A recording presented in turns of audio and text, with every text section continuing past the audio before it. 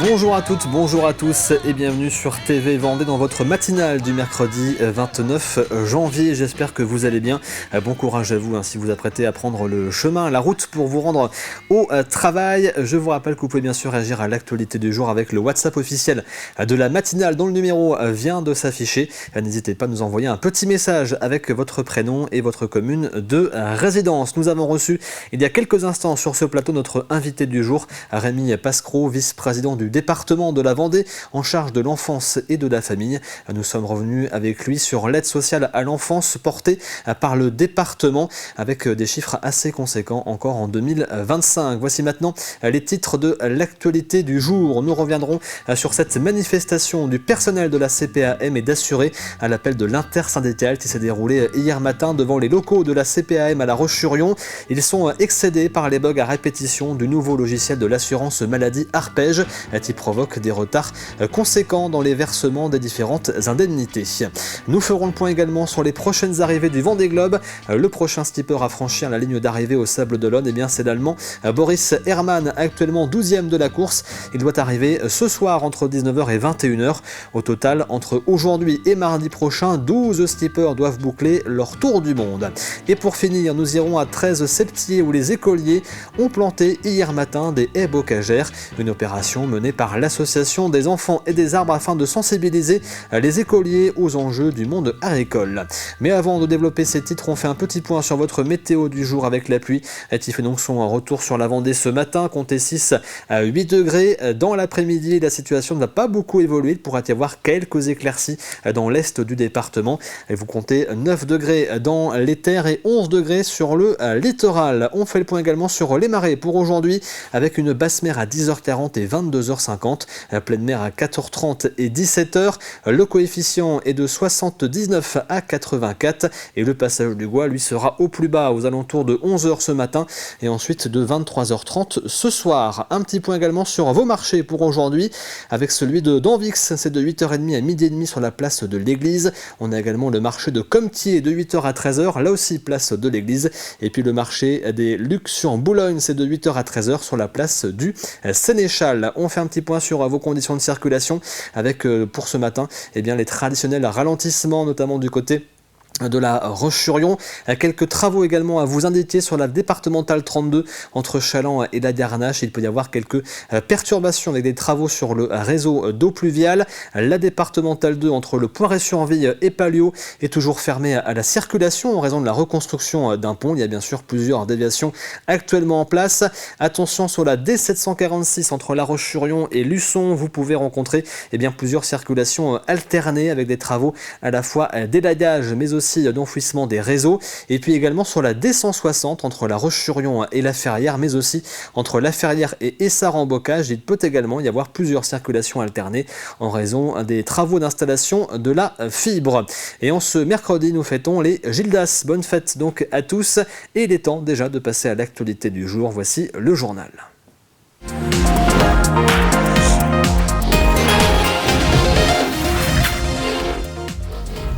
Plusieurs dizaines de personnes étaient réunies hier matin devant la CPAM de Vendée à La Roche-sur-Yon, une manifestation organisée par l'intersyndicale CGT, CFDT et CFTC, avec d'autres rassemblements au même moment à Nantes et à Saint-Nazaire. Le personnel de la CPAM et les assurés présents demandaient le retrait de l'Arpège, un nouveau logiciel de l'assurance maladie déployé en test en Vendée et en Loire-Atlantique, mais dont les dysfonctionnements sont nombreux, bloquant le versement des revenus de substitution, des indemnités journalières ou encore des compléments de prévoyance. Des milliers de personnes sont concernées. Voici les explications de Louise Viadger. Plusieurs dizaines de personnes mobilisées pour exprimer leur lassitude et leur colère. Depuis le mois d'octobre, les organisations syndicales demandent l'arrêt de la nouvelle plateforme de l'assurance maladie, Arpège, qui gère le versement des indemnités journalières. Un problème qui touche les assurés, pour certains privés de leurs revenus de substitution, les salariés de la CPAM dans les accueils physiques et les plateformes téléphoniques qui font face au mécontentement, et enfin tous les services qui gravitent autour d'Arpège. Je suis avec Nadège Chopin, technicienne d'indemnité journalière. Alors 4 mois plus tard, Nadège, quelle est la situation aujourd'hui ? La situation est encore relativement critique. On a quand même pas mal de dossiers qui sont encore bloqués, qui ne passent pas en paiement. On passe un temps incroyable, nous les techniciens, à récupérer toutes les données de l'ancien logiciel pour les réintégrer dans le nouveau logiciel quand ça passe. Beaucoup de paiements ne se font pas malgré toute notre bonne volonté. Très peu de dossiers passent chaque jour par personne. J'ai des collègues qui de temps en temps en ont tellement marre, qui ont les larmes aux yeux. Quand on prend des dossiers qui sont bloqués depuis longtemps, on fait des demandes d'acompte. Donc demandes d'acompte qui n'imposent pas non plus l'envoi d'un justificatif de paiement. Donc du coup les assurés vont se retrouver bloqués également au niveau des impôts pour la déclaration de ces revenus de substitution. Ils vont également être trouvés bloqués auprès de la CAF parce que c'est des revenus de substitution qui sont déclarés à la CAF également. Donc au niveau des aides sociales, ça peut poser problème également. Ça pose problème également au niveau des assurés vis-à-vis de leur banque parce que certains ont des prêts bancaires qui sont pris en charge. Et en fait, nous, on a tout ce poids-là sur les épaules au fur et à mesure qu'on travaille. Et en fait, ça devient de plus en plus compliqué à gérer. C'est lassant de se dire qu'on ne peut pas avancer plus vite que ce qu'on voudrait. Oui, les nouveaux dossiers passent facilement, mais tous les anciens dossiers, on en fait quoi? Donc merci Nadège pour votre témoignage. La mobilisation ne va pas redescendre et l'intersyndicale demande tout simplement la suspension de l'outil Arpège. Pour la 3e année consécutive, l'établissement public de santé mentale de la Vendée, Georges Mazurel, organisait un job dating infirmier en partenariat avec l'Institut de formation aux professions de santé, l'IFPS, et les hôpitaux du département. 150 étudiants de l'IFPS sont venus déposer leur CV ou simplement discuter avec les professionnels. Pour ceux qui sont en fin de cursus, cela permet souvent de trouver leur premier poste. Nos étudiants, là, ils vont savoir en février-mars, ils sauront tous où est-ce qu'ils vont être recrutés pour l'été. Donc certains font le choix de faire un break et de partir en vacances. Mais d'autres, tous ceux qui veulent travailler, en fait, ils vont être diplômés tout début juillet, le 5 ou 6 juillet. Donc ça veut dire que là, en mars-avril, ceux qui veulent du travail, ils auront postulé et ils sauront où ils iront travailler. Et d'ailleurs, pour accompagner ce processus de prise de poste, on propose sur le dernier stage de faire un stage pré-professionnel. C'est-à-dire qu'on va les mettre en stage à l'endroit où ils pourraient être recrutés cet été, pour qu'ils puissent se sentir mieux lors de la prise de poste au moment de l'été. On peut du coup déposer nos CV, donc moi c'était plutôt vers la santé mentale, du coup je me suis orientée. Et puis après on peut aussi déposer nos numéros, nos adresses mail, puis aussi pouvoir échanger avec les personnes pour entretenir d'un entretien ou les choses comme ça. Alors je sais que les meilleurs postes partent pour l'été. Après moi de manière personnelle j'aimerais bien me laisser au moins la saison pour essayer de souffler un peu après ces 3 années qui sont quand même assez éreintantes. Mais s'il y a un poste qui m'intéresse, j'hésiterai pas et j'irai dessus. Le CFA BTP Vendée et le CNAM des Pays de la Loire, le Conservatoire national des arts et métiers, s'associent pour proposer à la rentrée de septembre prochain une nouvelle filière de formation dans le photovoltaïque. Avec les évolutions de la transition énergétique, ce secteur est en plein développement et les entreprises manquent de main-d'œuvre qualifiée.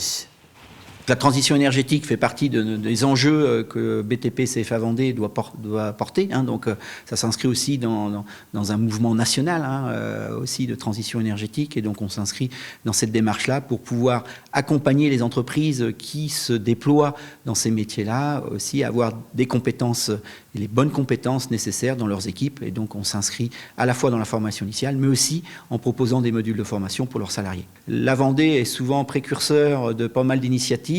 Ça en fait partie. Donc mettre en place l'école du solaire, ça contribuera demain tout simplement à des acteurs de pouvoir se former, encore une fois, du CAP au diplôme au niveau supérieur. Que ce soit BTP CFA ou CMA Formation, on est toujours à l'écoute de nos partenaires principaux, c'est-à-dire les entreprises, notre raison d'être, notre raison de pouvoir accueillir des apprenants ici.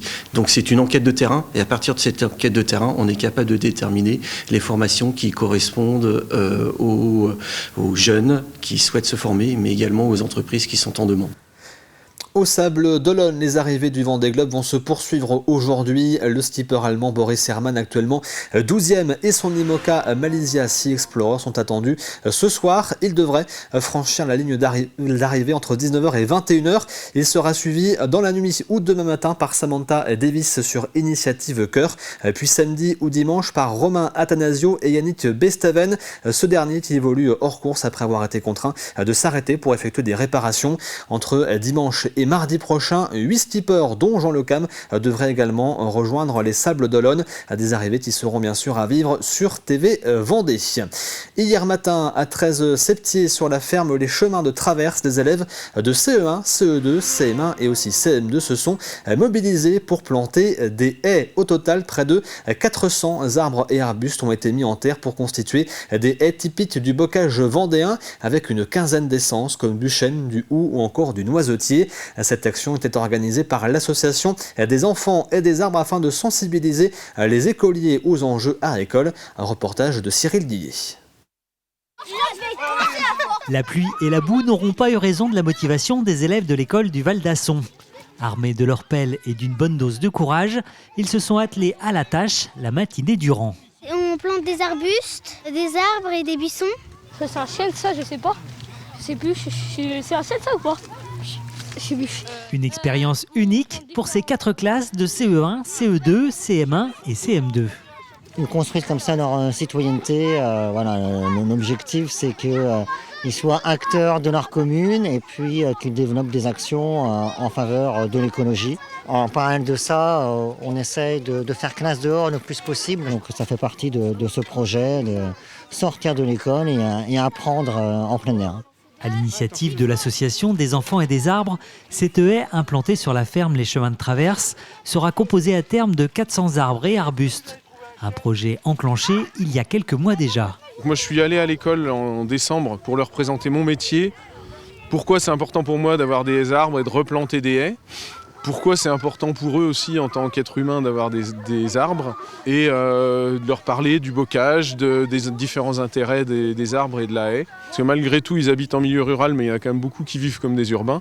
Et de mettre les mains dans la terre, ça ne peut pas leur faire de mal, quoi. Et en parallèle, tous ont bien compris l'intérêt de replanter ces haies.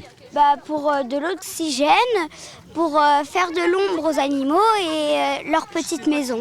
Alors c'est vraiment une manière de les mettre en immersion et de continuer notre travail d'éducation à l'environnement, parce que planter un arbre, c'est aussi prendre le temps de leur expliquer la biodiversité associée à la haie, l'histoire de nos bocages. Et on a compris au regard de tous les enjeux, notamment du changement climatique, que demain on aura besoin d'arbres dans nos paysages.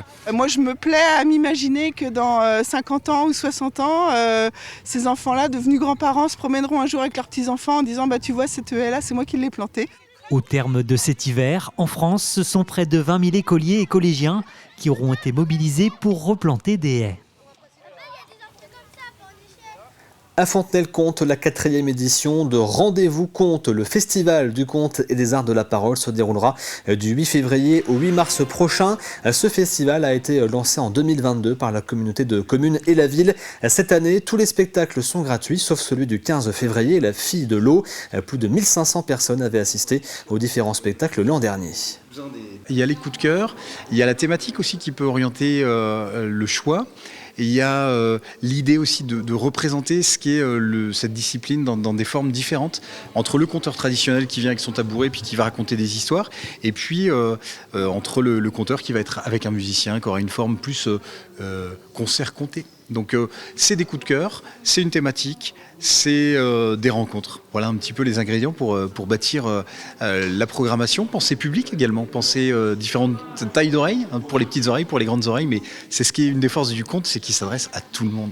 4e édition, et comme les 3 précédentes, nous allons dans les communes du territoire, les communes qui se sont proposées, c'est toujours sur la base du volontariat, proposer donc ces moments de culture ou ces moments de conte, et le travail de Jérôme là-dessus est très important pour nous. Donc on continue à faire ce travail-là. On s'aperçoit aussi que les gens demandent, il n'y a qu'à regarder la vitesse à laquelle les places sont réservées. Les spectacles sont d'accès libre, hein, les spectacles sont offerts au public. On termine avec votre météo de la matinée et c'est à nouveau un creux dépressionnaire qui s'approche de la Vendée et qui nous amène de la pluie sur une bonne partie du département ce matin. Du côté des températures, comptez 6 degrés à Montée-du-Vendée, 7 à La Châtaigneraie, Fontenay-le-Comte et La Roche-sur-Yon, 8 degrés du côté de Challans et la Tranche-sur-Mer, 9 au Sable d'Olonne et 10 degrés du côté de l'Île-Dieu. C'est la fin de ce journal, on passe tout de suite à l'actualité du Vendée Globe.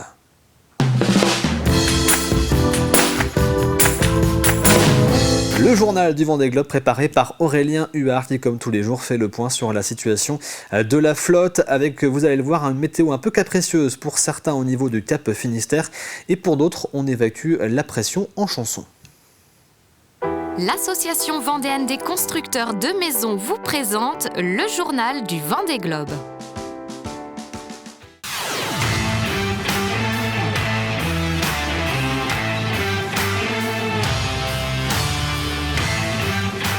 « 80e jour de ce Vendée Globe, 25 skippers encore en mer, dont 2 hors course. Les 2 plus proches de l'arrivée sont Boris Herman sur Malaysia Sea Explorer et Samantha Davis sur Initiative Cœur. Malmenés ces dernières heures dans la tempête, ils naviguent au niveau du Cap Finistère et sont attendus sur la ligne d'arrivée ce mercredi, entre 14h et 19h pour l'Allemand, entre 16h et 22h pour la Britannique.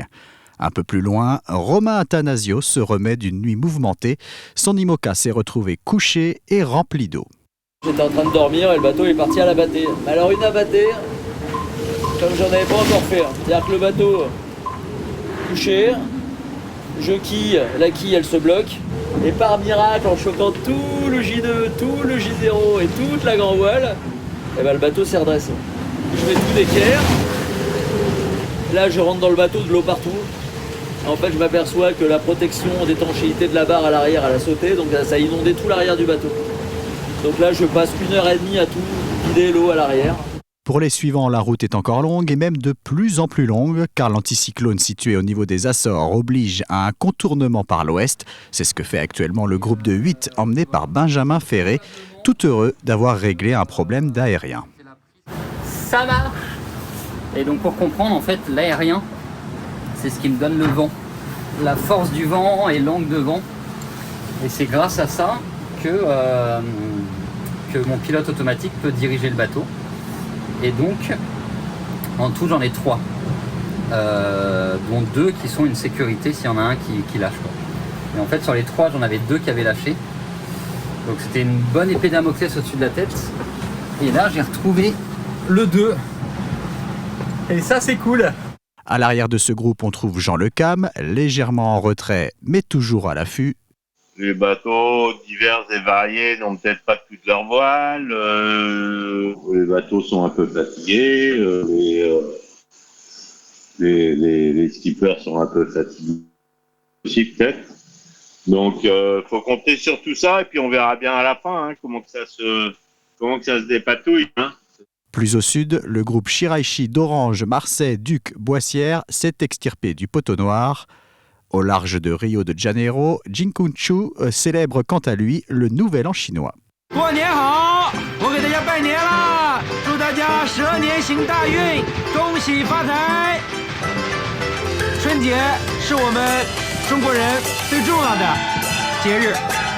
Au classement de 15 heures ce mardi, Boris Herman se trouvait à un peu moins de 350 000 de l'arrivée, avec environ 80 000 d'avance sur Samantha Davis. On navigue toujours groupé entre la 15e place occupée par Giancarlo Pedoté et la 22e où l'on retrouve Jean Lecam. Très peu d'écart également entre Kojiro Shiraishi, 24e, et Arnaud Boissière, 28e. Antoine Cornic, suivi d'Éric Bellion hors course, est en train d'atteindre la pointe du Brésil. À l'arrière de la flotte, on trouve toujours le trio cousin Amedeo Van Winberg. On se quitte avec Ferré, pas Benjamin, mais Léo, en version Romain Attanasio.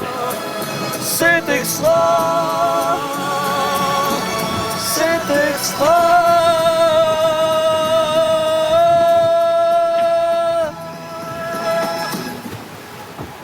Je vais peut-être partir un peu haut. Allez, bonne soirée à tous.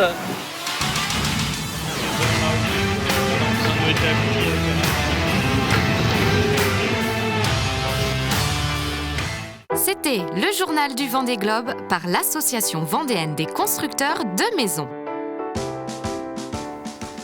Merci Aurélien Huard pour ce journal du Vendée Globe. Peut-être vous l'avez vu, une future carrière dans la chanson pour Romain Attanasio. On passe maintenant au plus de l'info.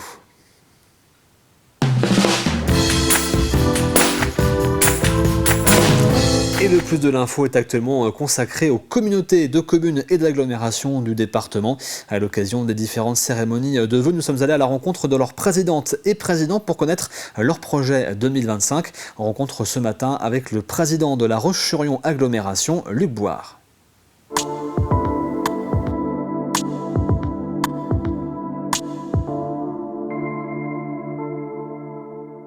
je souhaite à toutes et à tous une très très belle année. C'est une belle année à La Roche-sur-Yon. On a des équipements qui viennent d'ouvrir avec la tribu lyonnaise, avec le bar à chat, avec plein de choses qui proposent des nouveaux équipements à La Roche. Et donc, on va tous essayer d'en profiter ensemble. C'est une année qui s'annonce sur un plan budgétaire plus compliqué que les années précédentes partout en France.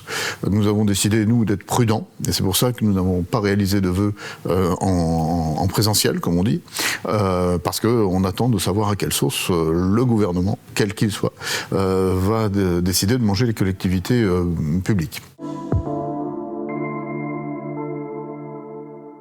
C'est de mettre en évidence et en application les résultats des assises de quartier. 3 assises.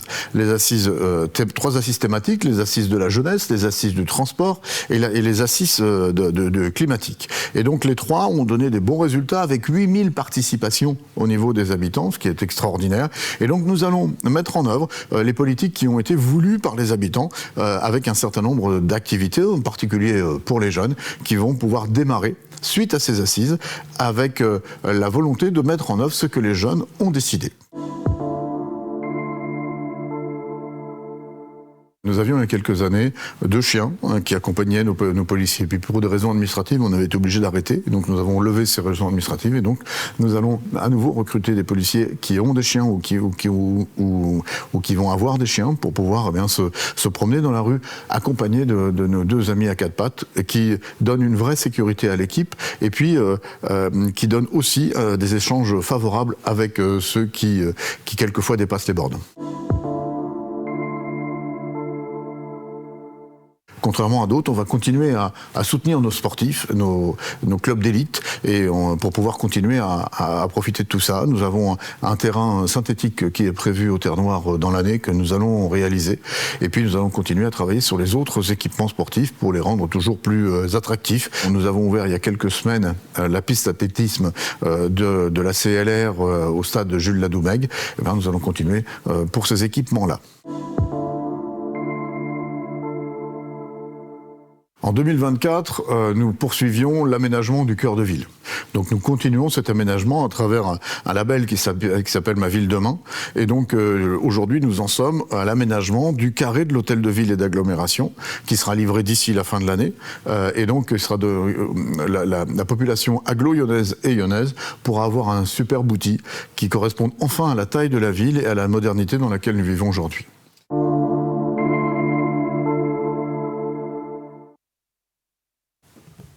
Et donc vous pouvez bien sûr retrouver ce plus de l'info sur tvvendée.fr. Voici maintenant l'extrait du jour.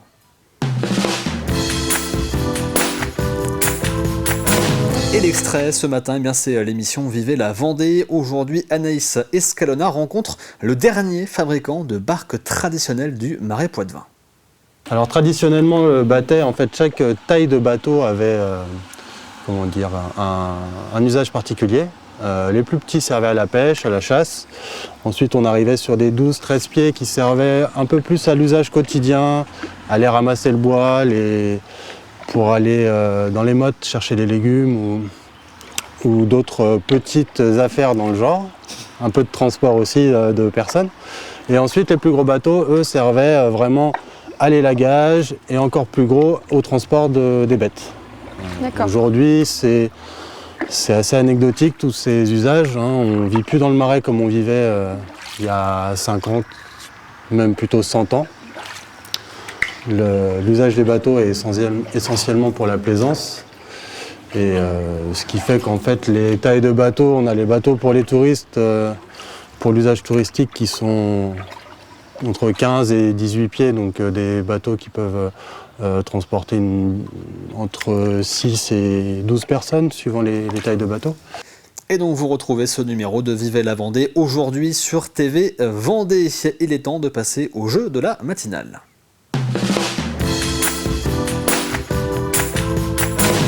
Et Et à gagner cette semaine donc dans le jeu des places de théâtre pour la pièce Flagrant délire jouée par les Baladins de la médecine. Ça se déroule au Boupère à la salle L'Oasis les 1er et 2 février et les 8 et 9 février.